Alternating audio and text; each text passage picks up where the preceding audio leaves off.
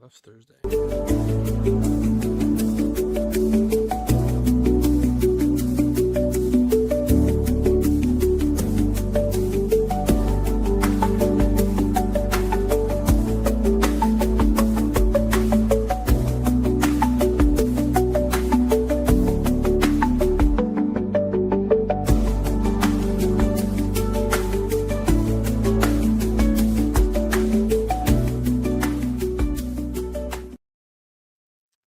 Welcome back to yet another episode of the Sports Nerds. It's been a few weeks that we've been haven't posted on this podcast, so we figured we'd come in, kind of just check in, see what the NFL offseason's looking like, kind of give our thoughts, and we both have mock drafts that we prepared for the audience. But as always, I'm joined by Braden Bank. And Braden, how are we doing today?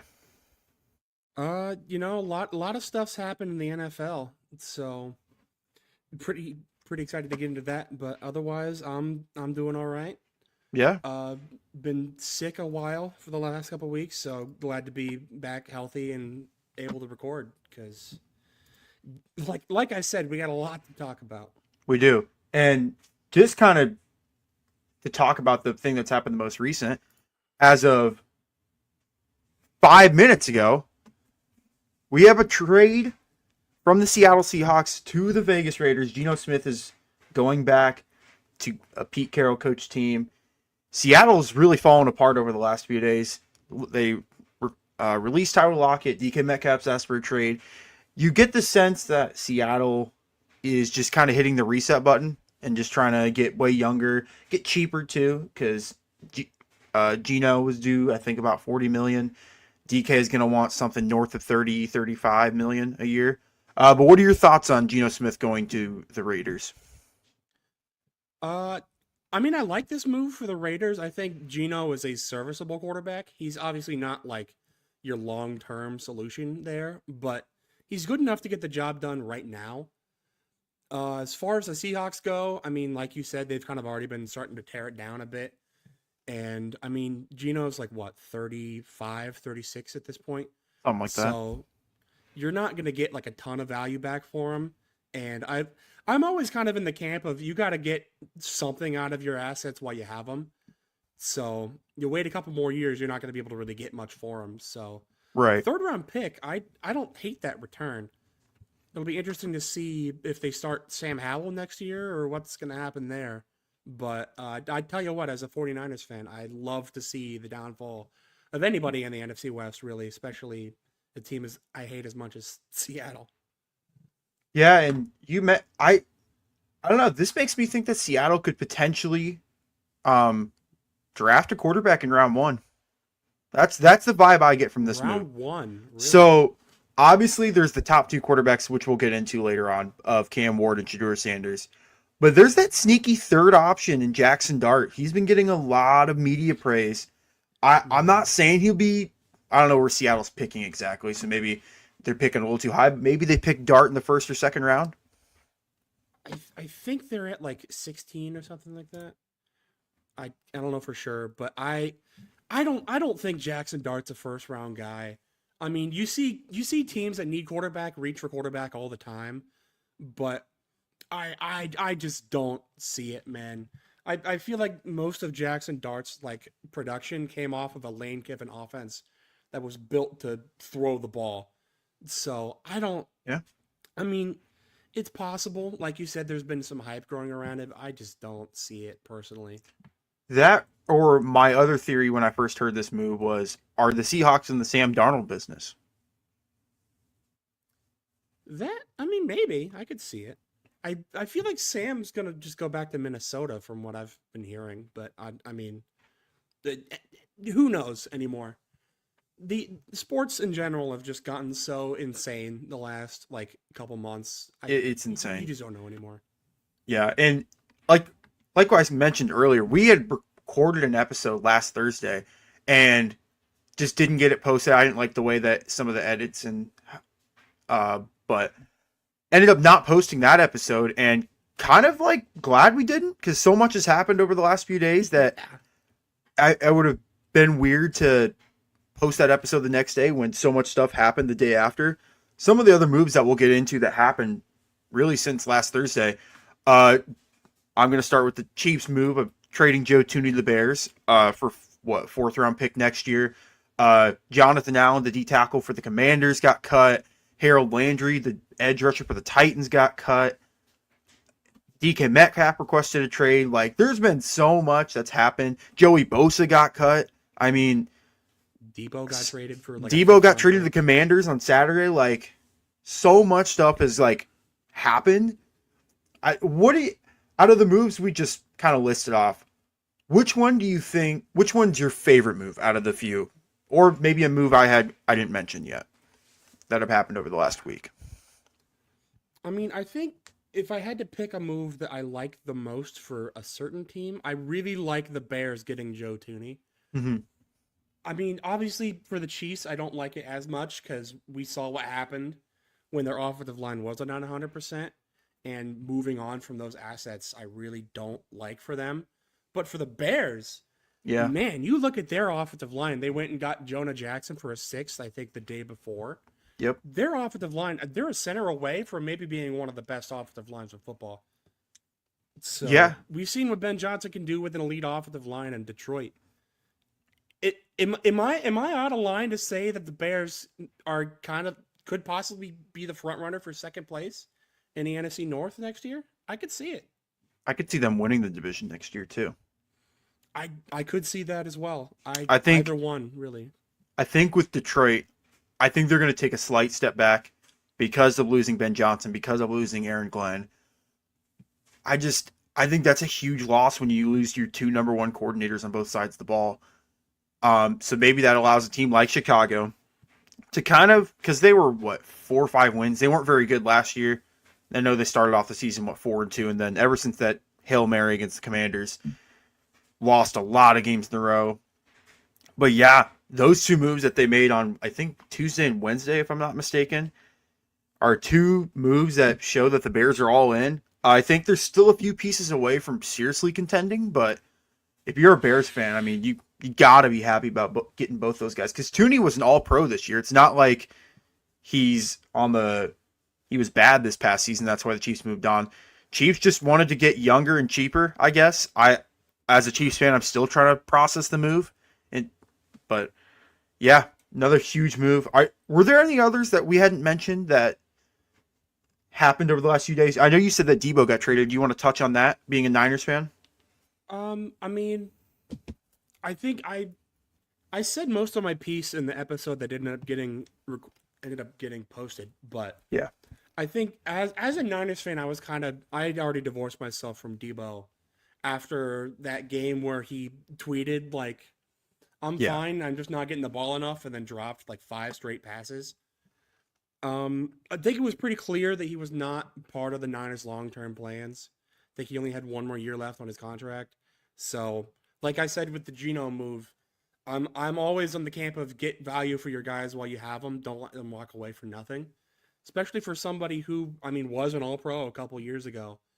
I mean, 5th-round pick, I feel like is fair value. He's 29 going on 30 with a lot of with a lot of wear on the tires. So I don't hate it. It sucks to see a guy that has been so good for my team for so long go, but I think the era needed to end, I think. Yeah, and I think I would say the best part of that trade for the Niners is that I think Washington's taken all the salary.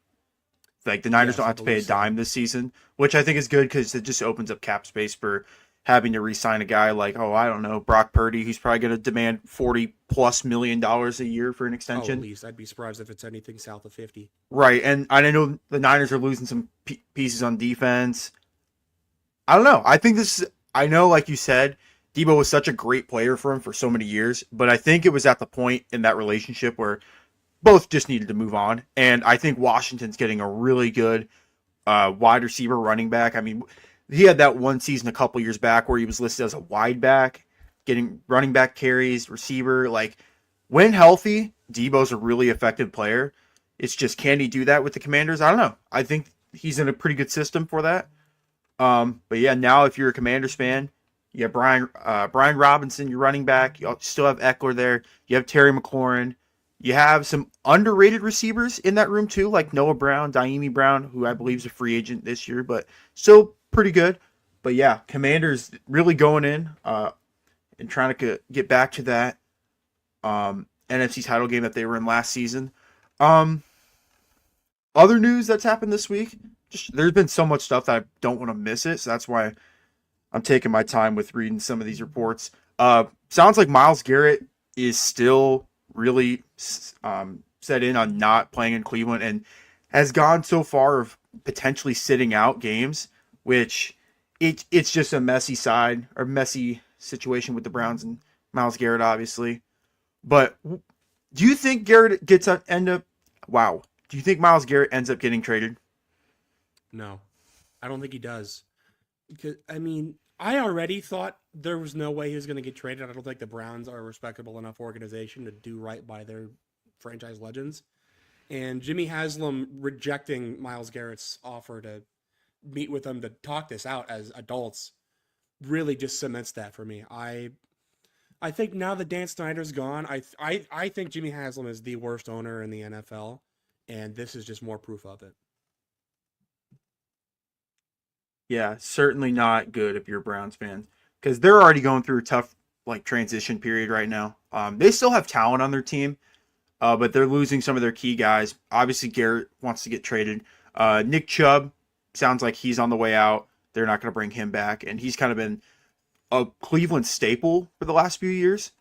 So that's got to suck if you're a Browns. I almost said Bears fan, but if you're a Browns fan, but yeah, it's a tough business. I think it's a messy look if they keep him.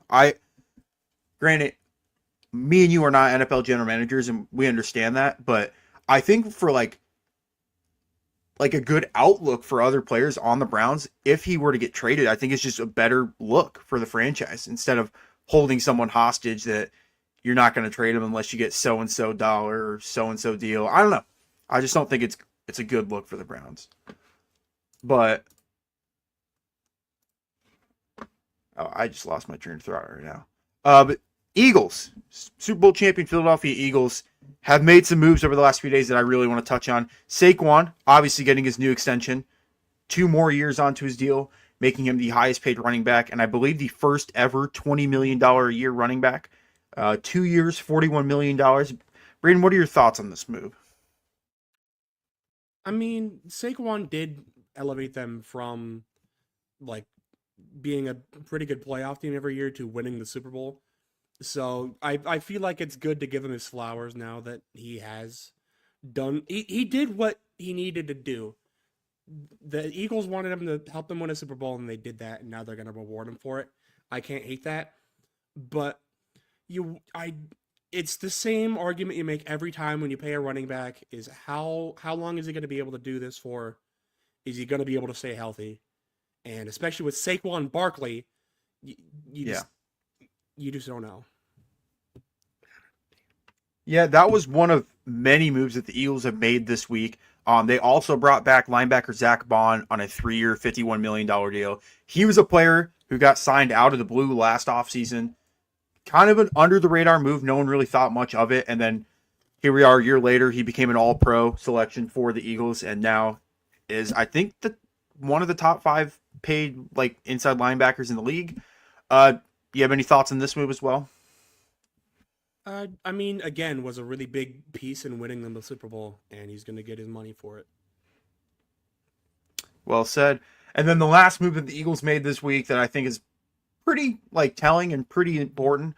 They ended up cutting Darius Slay.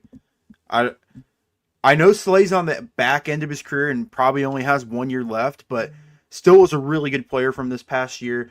But you think now that the Eagles basically hit 2 studs in their corner selections last year with Quinyon Mitchell and Cooper DeJean, they felt comfortable moving off a guy like Darius Slay. Where do you think a guy like Slay's going to go? Or do you think he just hangs it up after this year? I mean, we saw this saga go down a couple years ago where the Eagles cut Darius Slay and then like a week later sign right back. Mm-hmm. So I wouldn't be super surprised if they just do that again. But yeah, I mean, there's you can never really have enough depth for corner in the NFL. So really, I think any team should be at least having a conversation with them, like, "Hey, what's your price? Do you want to join the team?" Yeah, you think of a guy like Slay. He finally got that Super Bowl ring that he's been chasing his entire career. I'm gonna be honest. I think a homecoming, a reunion with the Lions would be really interesting. Him going back to Detroit, see if he can help contend and help them win a title next year. I think would be super cool. Super cool. Other teams that potentially could sign him, I would think, like team like the Bills. I feel like they're always in need of some corners in that secondary. Um, I don't I could know. see like the Commanders, The Commanders, yeah, the that's another Ravens. one. Yeah, a I lot of don't know. options. Again, any team that you think, oh, they really need corners, I think Mhm. Darius Slay should be somebody that you're talking to once free agency opens. Yeah, and I think corners are kind of like the same as a wide receiver position, where you can never have enough good corners because you use so many corners throughout the season and so many wide receivers throughout the season that having a bunch of really good ones is never a bad thing. So I'll be watching closely to see where Slay ends up signing because he's still a pretty good player, pretty big name, and that's still an important move for whoever signs him, whoever picks him up. Another move, kind of a record-breaking contract. Max Crosby signed his extension this past week. Let me pull up the actual numbers so I don't mess this up. 3 years, like 106.5 million, if that sounds right. An average of $35.5 million a year, making him the highest paid non-quarterback in the league, which I think that contract's going to get broken within the next few weeks. But yeah, do you have any thoughts on Crosby going back to the Raiders? Um, yeah, I mean, I think he was. I had a train of thought and then I lost it. He was like he words are tough right now, man. Yeah. He's a good player. He's worth the Yes. money. I'm just Yes. gonna say that. I like it. Short and sweet. Yeah. I mean, as a Chiefs fan, hate this move because Crosby is like really good and always like seems to be a problem in any game the Chiefs are playing the Raiders. But yeah, good for him. Considering he was like a fourth round pick, I believe, or third round pick when he was It was like drafted. fourth. I think it was like fifth. Yeah, not a very high selection. And then we're sitting here now in 2025 where he's the highest paid non quarterback in the league. So shout out to Max Crosby for getting that Western deal. Michigan. Yeah. Um, in other news of players who aren't signing extensions or haven't at least yet, the Bengals, they're in a whole conundrum right now. Yeah. Their whole franchise is going through a lot. Obviously, the news of Sam Hubbard retiring earlier this week at only being 29 years old and being one of their better defenders, that's kind of a big deal. Trey Hendrickson has been like given permission to seek a trade. Jamar Chase's extension still looming. They have T. Higgins on the franchise tag. What are your overall thoughts on the Bengals right now going into free agency? I mean, this is kind of another case of we do this every year where the Bengals ownership always seems to be in a position where they need to pay their players and then they just never want to do it. They'll just push it off until next year and then the cycle repeats. And I really think this year is where the brass tacks is due. They got to start paying their players now or else they're going to lose them. And they're going to lose a lot of players if they don't Mm-hmm. buck up and open up that checkbook. Yeah, and here's my thought process. You have to make Chase, you have to give him a contract this offseason. Like that, you can't go into another year where he's potentially going to hold out and his price tag's only going to go up if you don't sign him this offseason. And I would guess he's going to be around that $37, $38 million a year for a wide receiver. He wants to be the highest paid receiver, highest paid non-quarterback. I think getting that deal done is super important. I know they franchise tag T. I would trade T. Higgins personally. I think we saw the formula last year when they have two amazing receivers in Joe Burrow, and they could not get a stop on defense. They just don't have the money to pay players on their defense. They're about to lose another one with Trey Hendrickson. I think trading a guy like T, getting like a second or third round pick, I think would be helpful for the Bengals. But yeah, you're right. This ownership group, year after year after year, is super stingy with the money they give out and the contracts they give out. I mean, what's one huge contract the Bengals have given out, like other than the Burrow one, that comes to mind for you? Because I can't really think of any. Like Orlando Brown Jr., like, and even then that was like 60 million total contract. Like they're just not known for giving out these huge contracts, which is why some players view them as a poor organization. But I don't know. That's a team. That's probably the team I have the most interest in finding out what happens.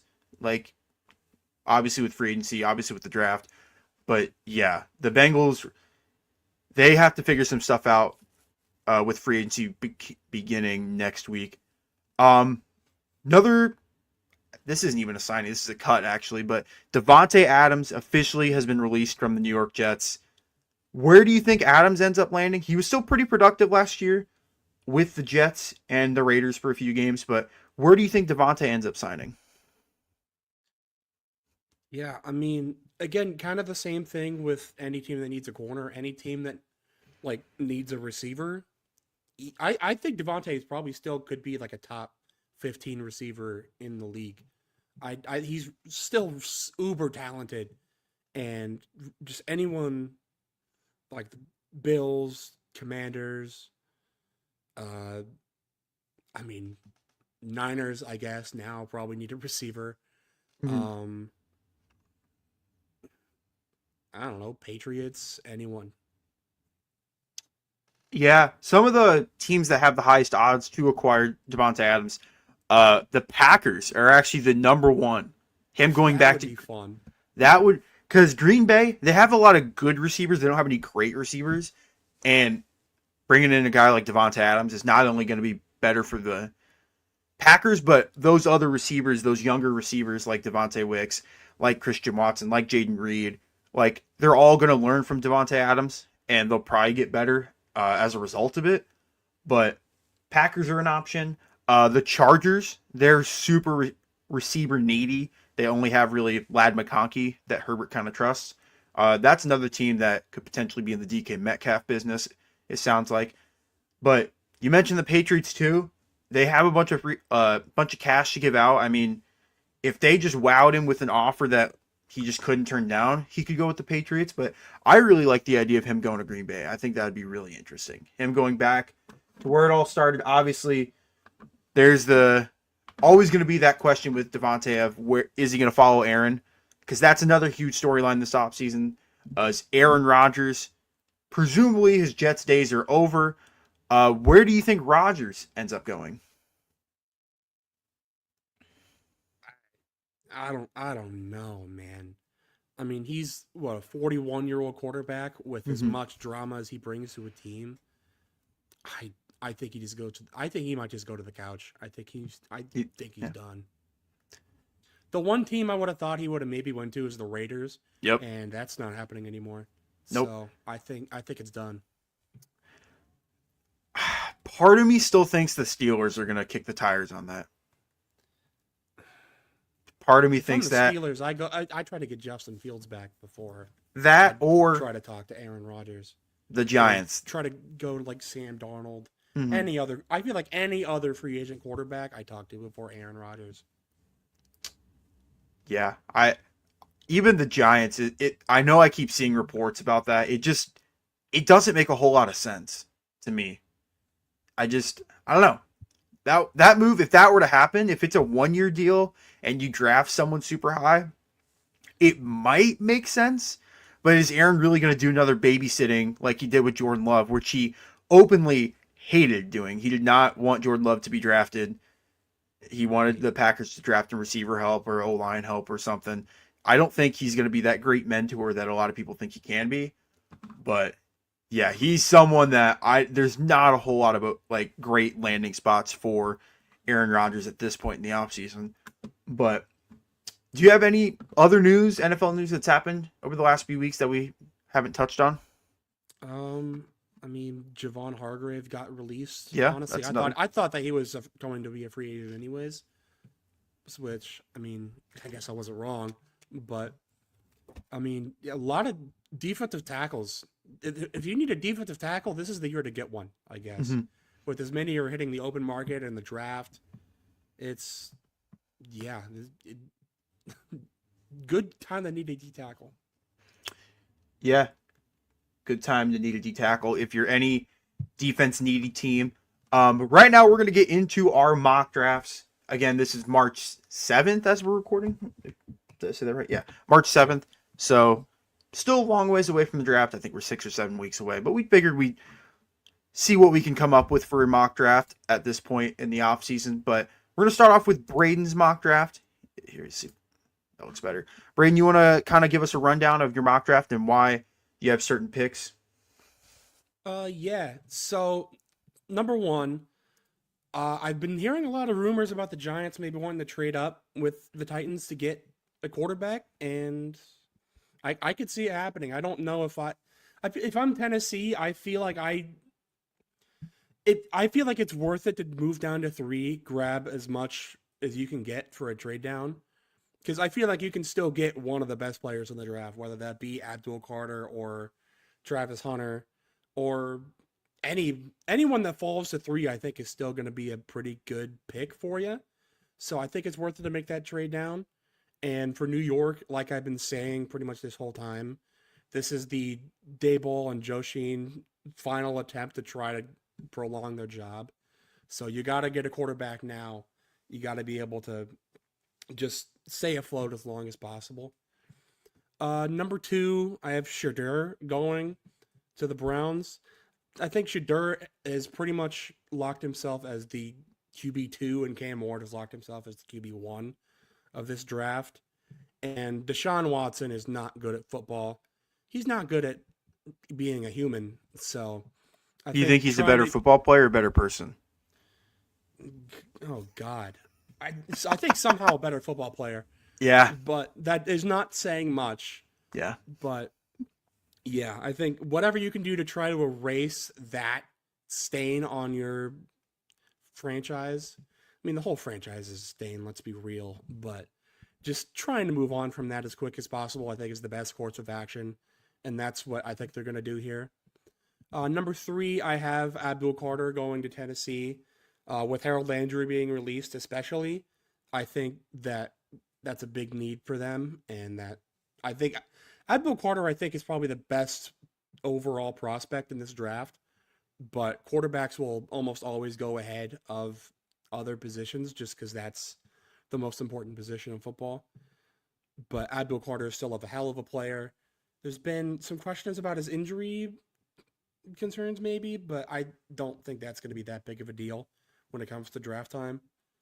Number 4, I have Travis Hunter. Just the Patriots need a lot, and Travis Hunter can do a lot. So, trying to fill as many needs as you can fill in one pick, I think Travis Hunter's the way to go there. Number 5, I have Will Campbell going to the Jags. I think just Will Campbell's probably the best player on the board still for a position of need, and the Jags the Jags are doing a lot right now. They're making a lot of moves. I think they cut Evan Ingram. They moved on from Christian Kirk for like a 7th round pick. They're just doing a lot, and I think the best way to build a team up is through the trenches, and Will Campbell is a great way to do that. Number 6, I've been mocking a quarterback to the Raiders a lot recently, and thankfully I didn't do that this time because that would have looked really bad. But in this one, I have Mason Graham going to the Raiders. I think this is about as far as I've ever really had Mason Graham going. Usually I have him going number 5 to the Jags, and I could still see that happening. But, I mean, you just paid Max Crosby, so what better than to give an absolute game wrecker to be on that defensive line right next to him? And then number 7, I have Armand Membu going to the Jets. In the episode that didn't end up getting released, I had Membu going number 10. And I basically said that if I had to pick one player to be my draft crush this year, it is him. And good Lord, did he prove me right at the combine. What was it? There's been 4 players to ever run faster than 5 second 40. at above 315 pounds at the combine. It was Trent Williams, Tristan Wirfs, Will Campbell, and Armand Membu. An absolute stud. I think he could play really anywhere on the offensive line. And like I said with Will Campbell going to the Jags, really anywhere. Anywhere in the trenches you can upgrade, I think, is the best way to go to improve your overall team. And Membu is the best player available to help fix that. Number 8, another combine warrior, Shamar Stewart, going to the Panthers. Just an absolute freak. Absolutely killed at the combine. The Panthers need some help on defense, and I think Shamar Stewart is going to be a great candidate to help fill that need. Like I've been saying, a lot of trenches early in this draft. I think that is the most important spot in the game of football. And Shamar, again, just best player available in the trenches. Number 9, I have Will Johnson going to the Saints. There's been some questions about maybe his long speed at the professional level, but I mean, you just got rid of Marshawn Lattimore. You need some help there on the defense. You need help everywhere, really. But I think he's going to be pretty good in New Orleans if that's where he ends up going. And then number 10, to the Bears. This has been an offensive lineman for the longest time, but they finally helped the offensive line. They are finally going to give their quarterback a chance, whether that have been Justin Fields before or now Caleb Williams. They're finally giving him a shot to do something. And what better way to help him do that something than to give him just one of the most dominant running backs we've seen in college football in a while. We've seen what Ben Johnson could do with 2 incredible running backs in Detroit, and with that offensive line, I think this is just the perfect match you can make right now for a guy that's so tough to mock like Genty is. I really like the fit there in Chicago. I think that could be a good pairing there. I really like that mock draft. I like where you had some of the players going. I really like the Will Johnson pick to the Saints. That's probably my favorite pick, just because the Saints need corners, and the Saints need a lot of players. To be fair, they're a pretty thin roster, but I think corner is one of their bigger needs. I also like the Travis Hunter pick to New England because I think he can help out Drake May and that defense quite a bit. So I really like your mock draft. I want you to give your thoughts though on my mock draft. Here it is. Here's like my unofficial first mock draft. I know we didn't post last week, so this is the first one that the public sees. But we both have the same number 1 pick. Same thing happening. I have the Giants going up to number 1, getting Cam Ward. It's been reported so much. Where there's smoke, there's fire. I think there's truth to this. I think it's only a matter of time before the Giants end up going to that first pick and taking their guy, their franchise quarterback, in Cam Ward. I have the Browns taking Abdul Carter. I don't think the Browns are completely sold on the idea of Shedeur Sanders. And I think if they do end up trading Myles Garrett, I mean, what better to replace Garrett than Abdul Carter, who's an absolute monster off the edge. And even if you don't trade Carter and you get a deal worked out with Myles Garrett, which I don't think is likely, but there's that realm. Man, that'd be a formidable pass rush duo in Cleveland. I have the Titans taking Travis Hunter at 3. I think this is kind of a great fit because the Titans need a lot of players, but Travis Hunter, I think, is just he's a box office player. People are going to want to go to games because of Travis Hunter. He plays receiver. He plays corner. My question is, when he gets to the NFL, is he going to be a full-time receiver and a part-time corner, or is he going to be a full-time corner and a part-time receiver? That's what I want to know. When Hunter gets taken, I would love to see like how that reacts, because you could see it. He really wants to play both sides in the NFL. But I'm kind of curious for whatever team drafts him, how they're able to use him as a player. I have Braden's draft crush going number 4 to the Patriots. I didn't have Membu in my top 10 in our last week episode, but I think he nailed the NFL Combine. He already had the great tape at Missouri, and he basically solidified that at the Combine, being one of the more athletic linemen ever to test there. I really like the fit with the Patriots. We've been mocking them offensive tackles for so long that it's been Will Campbell, Will Campbell, Will Campbell, Will Campbell. And I figured why not switch it up and throw Membu at 4. There's always one guy every year that rises up boards because of her combine performance. And Membu went from like a pretty good like first round pick, like you knew he was going round 1, to potentially top 10, potentially top 5 in this case. But I really like the fit with New England. I have Mason Graham going to the Jags. I just think, like you said, you win and lose games in the trenches. And this could also be a Will Campbell spot. I want to make this clear. But I like the idea of them adding depth on the D-line to pair him with Josh Allen and Trayvon Walker. I think this is just a good fit for the Jags. This next pick, it's not looking great after the news that just broke, 30 minutes ago? But I have Shedeur Sanders going to the Raiders. I still don't think it's impossible for the Raiders to take a quarterback because who knows how long Geno's actually going to be your guy. And Shadeur's, like you said, he's the quarterback 2 in this draft. I don't think he's going any higher, but he's definitely not going any lower. But yeah, I like Shedeur going to the Raiders. Brock Bowers is going to be super helpful if he ends up going there. But yeah, I like Shedeur to the Raiders. I have Will Campbell to go to the Jets. His fall stops at 7. The Jets aren't going to let this one pass.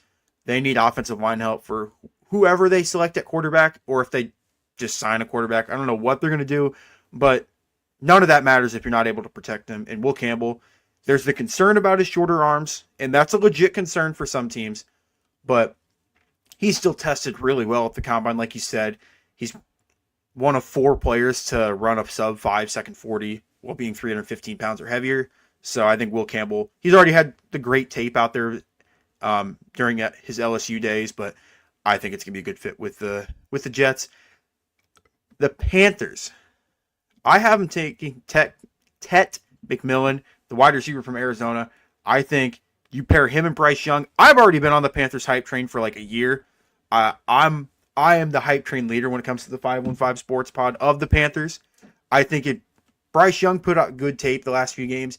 You give him a actual like great wide receiver instead of Adam Thielen or like Terrence Marshall every play. I think it could really help out the Panthers. So I kind of like that pick. We both have the same 9 and 10 picks, so I won't make this too long. But Will Johnson, I think he's taking out Travis Hunter because I don't consider him as a set corner or set receiver. He's the best corner in this draft by far and away. He's one of the few, I would say, like blue chip prospects in this draft where you can feel pretty safe about these players like panning out in the NFL. The Saints traded Lattimore away at the deadline last year. They're going to need to add to the corner position. So Will Johnson is the easy pick here. And then we also both have Ashton Jeanty going to 10 to the Bears. This was not going to be my pick up until the moves the Bears made on Tuesday and Wednesday when they were able to get a guy like Jonah Jackson and get a guy like Joe Thuney via trade. If Jeanty's going to the Bears and the Bears finally had their O-line figured out, you're giving Caleb Williams every reason to succeed. You got a new coach, got a brand new offensive line. Your receivers are still going to be pretty good. You might lose Keenan this offseason, but DJ Moore is a stud. Who knows what they really have in Rome Odunze, but he definitely showed flashes last year. So if you're able to add the best running back in college football to this offense, I think it's only going to make the Bears that much better. So that is my mock draft on March 7th. Braden, do you have any thoughts on this? Membo above Will Campbell is bold, but I cannot say that I don't like it, man. Love that. If I had to change one thing, I feel like the Panthers kind of have to go defense here. I agree that Bryce Young needs help on that offense, but that defense, man, that defense was just so bad. It's rough. I feel like there are some good receivers on the market right now, like Devontae Adams, DK Metcalf, and all the other ones that are available right now. I feel like they can go grab a proven vet at receiver. And then I feel like they just need to focus on defense in round 1. But if they are going to go offense, I do like Tet McMillan. I feel like he's more of like a top 15 guy than he is a top 10. But there's such little talent discrepancy in this draft. I feel like really anywhere in like the first round, you can kind of move guys around really other than the first 5, 6, 7 guys. And I really wouldn't hate it. Yeah, this is definitely one of the weaker drafts that we've had in the last few years. last year's draft, I think we kind of got spoiled because there were so many great quarterbacks that were taken last year. Obviously, the Marvin Harrison Jr. pick last year, where we thought he was going to be a for sure top 2 or 3 pick, ends up falling to number 4 to the Cardinals. But yeah, this draft isn't like super loaded with talent. Like, there's only a few blue chip prospects in this draft, in my opinion. You have Abdul Carter, you have Travis Hunter. If you want to count Genty, you could. He is an amazing player, but he is a running back, so like positional value, I don't know if you can really count that. But you mentioned it. It's kind of like a crapshoot from like picks 8 to like 20 something. Like there's so many different guys you could have mocked to these teams. You had Shamar Stewart from Texas A&M. I like that pick as well. Panthers do need to add defense. Their defense was pretty horrid last year. So if they're able to add anyone, offense or defense, I think it's going to help. I don't hate the idea of them signing a veteran receiver. I don't know how appealing the Panthers are, though, for a veteran receiver to play with Bryce Young. That's my only reasoning, my logic on that. Whereas you could draft a rookie, and if he ends up being like a home run pick, you're going to have him on a cost-controlled contract for 4 or 5 years and build that rapport with Bryce Young. So, I don't know. It's still super early for us to be thinking this far, but NFL draft is 6 or 7 weeks away.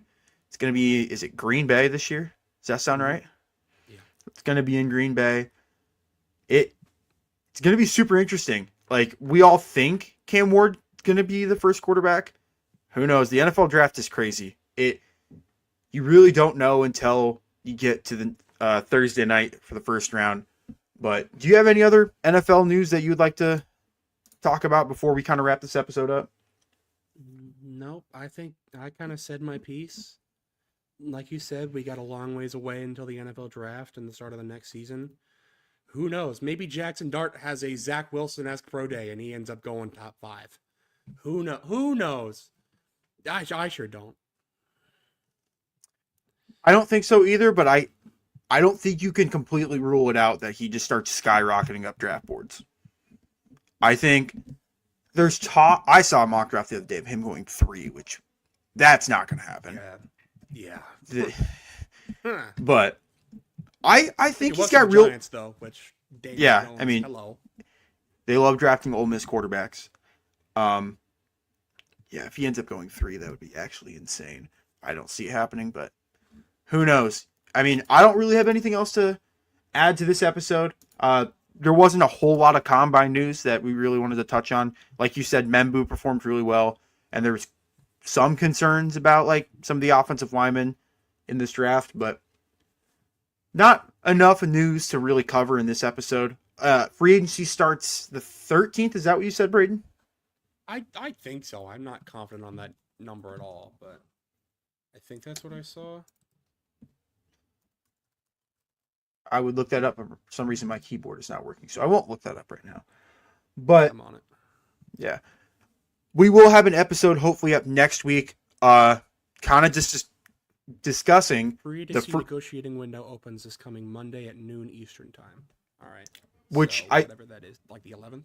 Yeah. So if I'm not mistaken, that means teams can quote like start talking. Spoiler alert: they're talking right now. They're talking right now. Spoiler alert: they've been talking since December, buddy. Oh yeah, there's always that joke that there's always a contract within the first minute. There's always a crazy deal within that first minute of free agency. There was like a Buccaneers player, I think was it last year or 2 years ago, that immediately got re-signed a minute into free agency. So I don't know. It's exciting time for the NFL cycle. Exciting time for sports, really. Baseball's starting to kick back up. Spring training's going on right now. Basketball's heating up. I love talking basketball. You guys can hear my basketball opinions on the Hardwood Combos. I'm having fun talking Cavs. But yeah, kind of to wrap this episode up, talking about Combine free agency preview. But for Braden Bankin, I'm Dawson Livingston signing